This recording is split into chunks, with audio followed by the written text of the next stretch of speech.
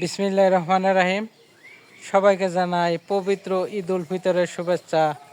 ঈদ মোবারক।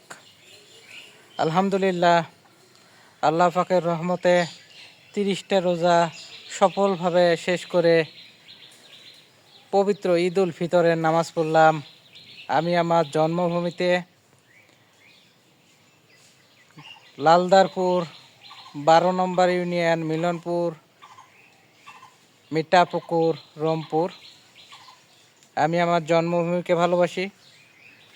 আমি রংপুরের ছেলে, লালদারপুরের ছেলে। আমার জন্মভূমি, আমার শুরুর ঠিকানা, শেষ ঠিকানা, আমার প্রিয় গ্রামে সকলের সঙ্গে ঈদ উল ফিতরের নামাজ পড়লাম। আল্লাহ পাক আমাকে যেন সবসময় সুস্থ, সুন্দর, নিরাপদ রাখে। তিনি যেন আমাকে সবসময় হাসি খুশি আনন্দ রাখে। আল্লাহ পাকের নিয়ামত, আল্লাহ পাকের কুদরত।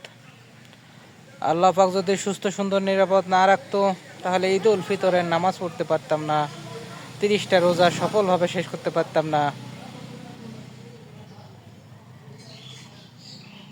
এই ঈদের দিনে যারা অসুস্থ আছি, সকলের সুস্বাস্থ্য কামনা করি।